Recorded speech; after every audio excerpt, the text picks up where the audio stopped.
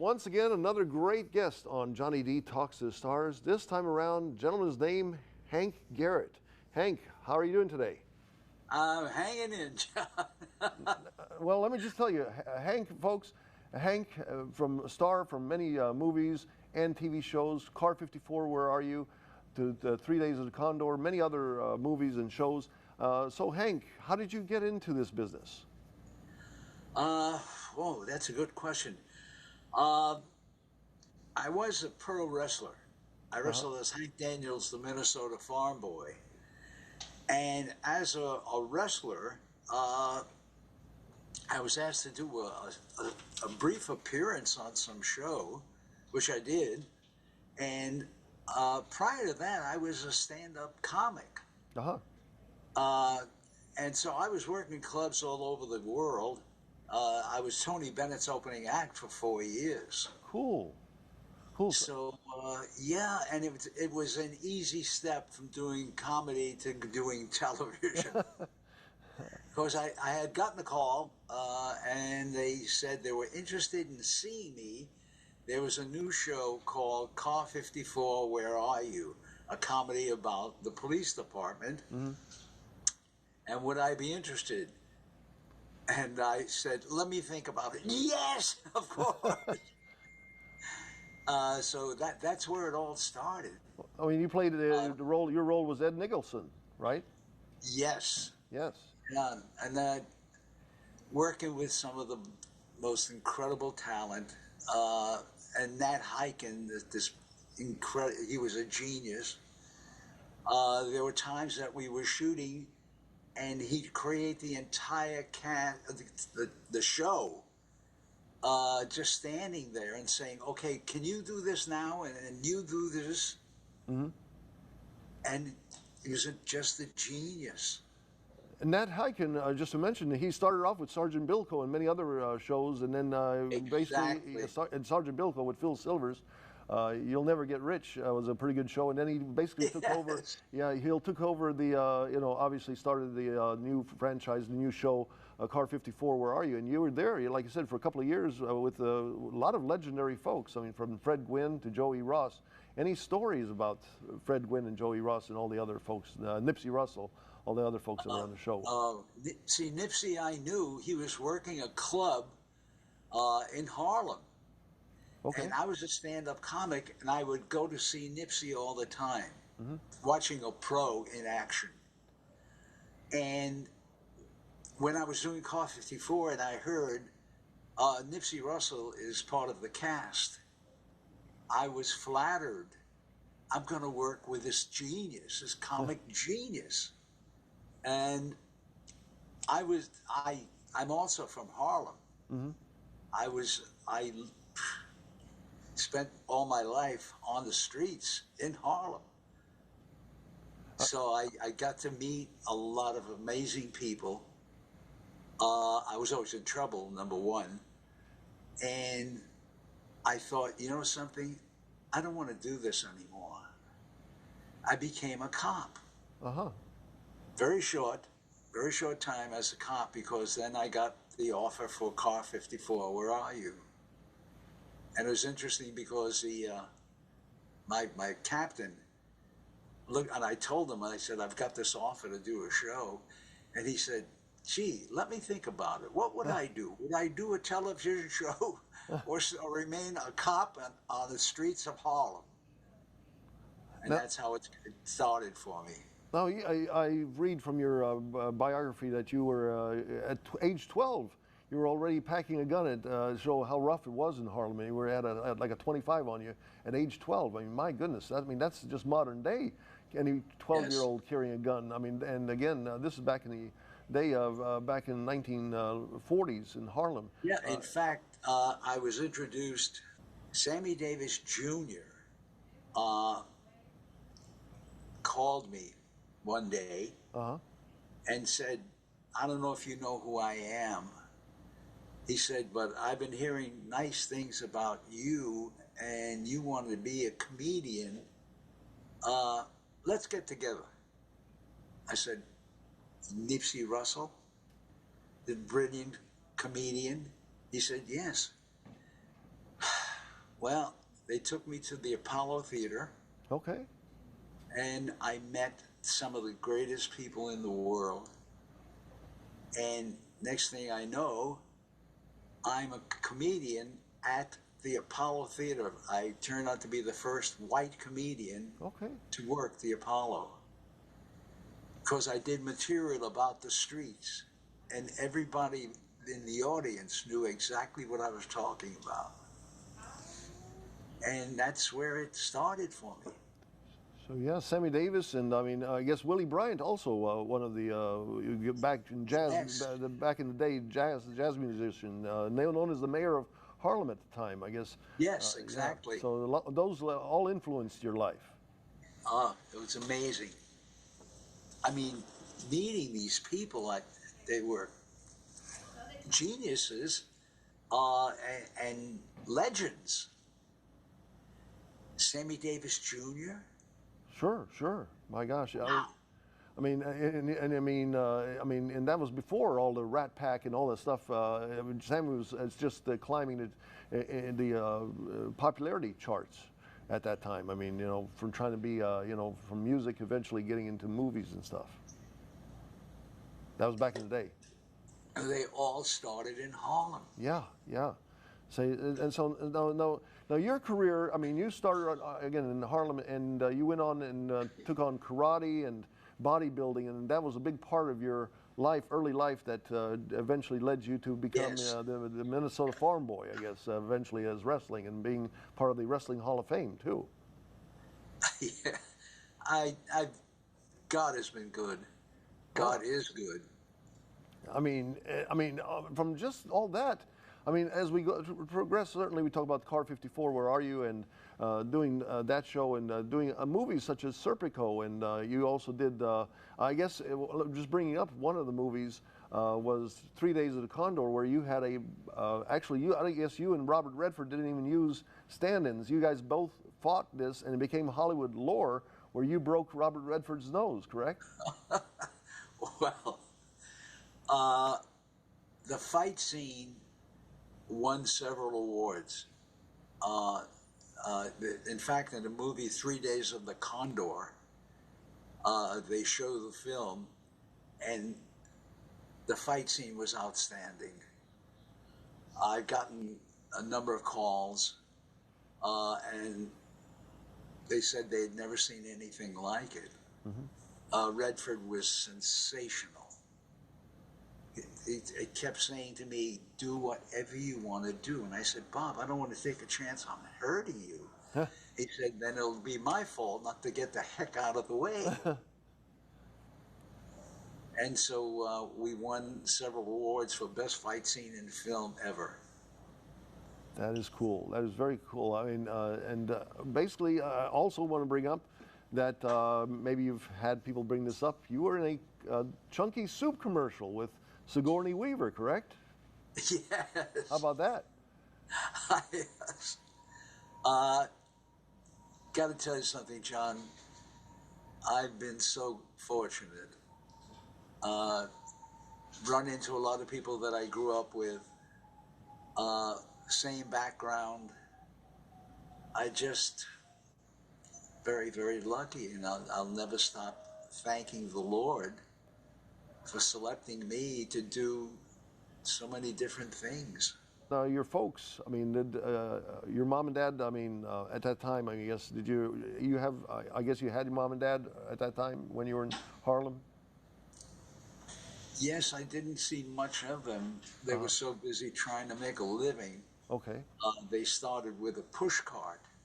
Alrighty. I was tagging along because there was no place for them to leave me. Finally, we got an apartment, a fifth floor walk up. Okay. But they were very hesitant on leaving me alone in the apartment. Sure, sure. So they would have neighbors look in on me because they were traveling all around the city with this push cart selling fruits and vegetables. Now, my father was a mystery. I didn't know much about him. They were both from Russia. Uh-huh. And from what I understood, when I had seen some early photographs of my dad, and he was a big strapping guy driving a truck, and he was delivering fruits and vegetables and stuff to different people. My mom, who would, from what I learned, was a widow with 2 boys, and she had a fruit and vegetable store. Okay.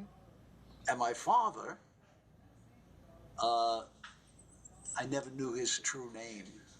We called him Sam Greenberg. That was a name he adopted from my mom's husband that had passed. Okay. He evidently jumped, he was on a Russian ship. Uh-huh. It hit New York. He decided he's not going back. So he took off. Oh, my.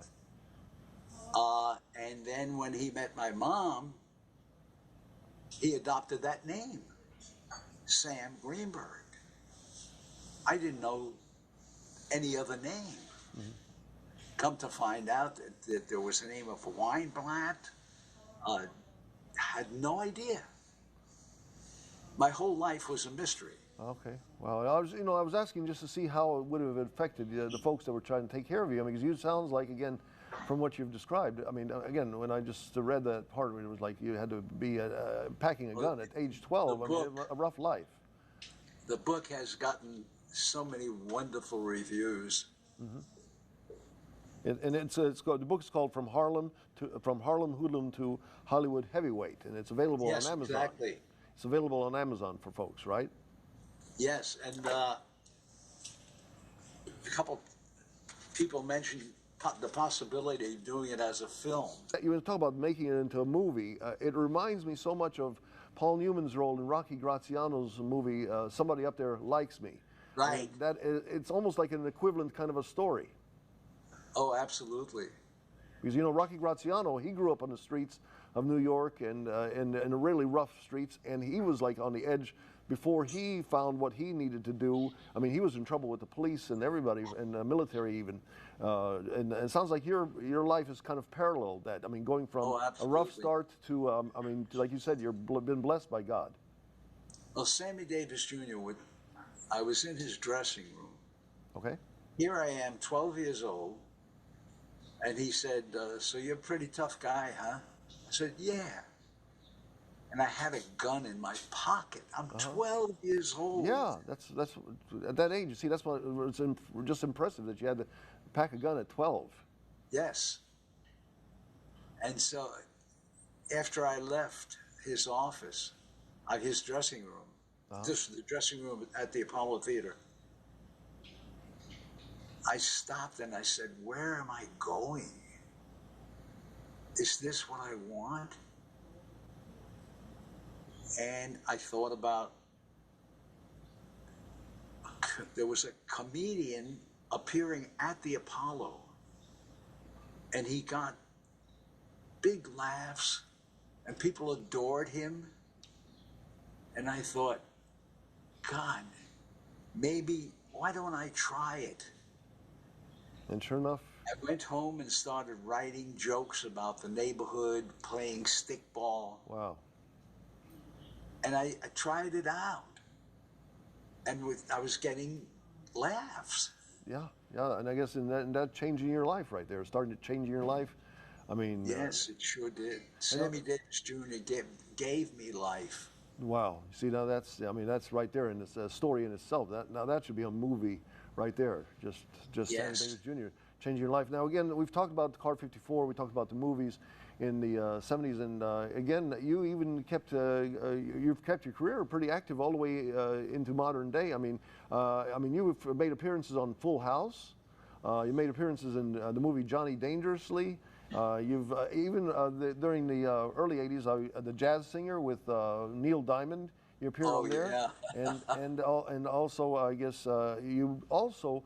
Back in the late 70s, I guess, were regular on TV show Paris with James Earl Jones, correct? James Earl Jones, yes. Yes. Any memories from that? Oh, and we became fast friends. And one evening I was home and I said, I'm working with James Earl Jones. Oh my God. on a weekly TV series at that. Wow. Yeah. Yeah, I mean, like you said, it's it's been a wonderful. I mean, from the start that you had, again, very much almost a parallel to a Rocky Graziano story. And as a matter of fact, did you cross paths with Rocky Graziano when he appeared on Car 54? Where Are You? Yeah, Rocky did a guest appearance. Yes. Did you cross paths with him? And we sat and talked about it. Cool. Said, wow. Cool. I mean, I just find it impressive that you go from, again, how your life started to where you have been, and like you said, you've been blessed by God, and still now, I mean, what are you doing these days here in the modern day 2025 with all the internet and everything? I guess you're doing. I know you've done a lot of internet programs with folks, and are you doing any? Anna Marie, the angel in my life, handles so much of what I'm not capable of doing. She still gets the name out there. Oh, sure. And it's wow. And what do you think of this? Truly an angel in my life. I mean, it sounds like you've had a blessed life, and again, now you have an angel taking care of you even now in the modern day. I'm just saying that, what do you think of you've been through television and movies from the era of the 60s and 70s down to modern day with all these platforms. What do you think of this modern day with all the platforms today? I miss the stories. I watch a lot of television and some of the shows. They just don't have it. They don't have the warmth and charm that the shows that we did then had. Yeah, times certainly have changed, right? Yes. Well, again, it's been a pleasure to have you on the show here. Again, to tell you all about the book. Once again, it's called From Harlem Hoodlum to Hollywood Heavyweight. That's available on Amazon. And Hank, I mean, it sounds like you have a life. Again, I hope that they do make a movie from your life. I mean, that would be, again, a modern day. The Rocky Graziano, played by Paul Newman, came out in 1956. I mean, we need to have something modern day for your life that comes out here in modern day 2025. But what advice would you give to the kids today? Say, in this modern day, I mean, I know they're still trying to maybe find out what their road is in life. Like Sammy Davis helped you. Can you help some of the kids? Yes. And he did work with some other kids, and they just were a little too anxious for things to start happening immediately. Sure. Sammy took me to watch him perform, and I watched a giant. Sure. And he came off, doing a show where people gave him a standing ovation, and he was not happy because he said, oh, that thing I did about so-and-so, I've got to change it or rewrite it. So he was so critical about his own performance. He didn't just go out and do a show and then walk away and say, well, that'll hold them until next time. He was constantly changing, making improvements. Well, he made a great improvement by improving your life from, again, yes, he sure did. like you say in your book, from a hoodlum to a star now. And it's certainly, again, Hank, it has been a pleasure to have you here on my show, Johnny D Talks to the Stars, and I wish you still many years of good luck, and to you and your wife, Deanna. John, thank you so much for having me on your show. All right, well, thank you for being here, okay? You take it easy, okay? Stay well and God bless. And God bless you too. Take care. All right, bye-bye.